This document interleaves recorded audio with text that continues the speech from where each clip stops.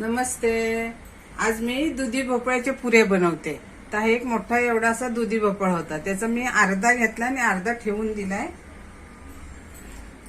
किसून घेतला. आता ह्या बिया आहेत ना, त्या आपल्याला काढायच्या आहेत. हे बघा, ह्या बिया काढल्या. कवळ्या असल्या तर ठेवू शकता. वरची सालं पण काढलेत. हे बघा, वरची सालं काढून टाकायची, बिया काढायच्या आणि किसणीने किसून घ्यायचा. आणि पाण्यामध्येच किसायचं, नाही तर काळा पडेल.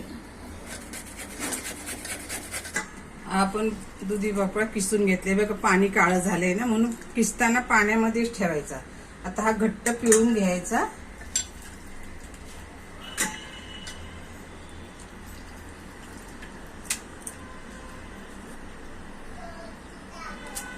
आता ह्याच्यामध्ये आपल्याला मक्याचं पीठ वापरायचंय.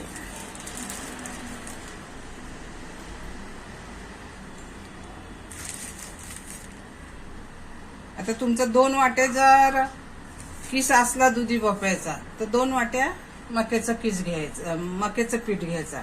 आता इथं मी मिरचीचा ठेचा घेतलाय, आलं लसणाची पेस्ट, कोथिंबीर,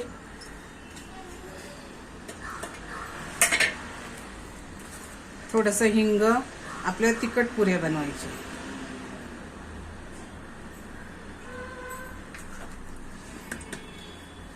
बडीशेप पावडर, याच्याने टेस्ट छान येते. हे पावडर आपण टाकतो त्या. जिरं पावडर आणि चवीनुसार मीठ. मक्याच्या पिठाला थोडं पाणी जास्त लागतं. आता ह्याचा आपण घट्टसर गोळा मळून घेऊया. हा गोळा आपण असा घट्ट मळलाय. आता ह्याला आपण छोटे छोटे त्याच्या पुऱ्या करूया.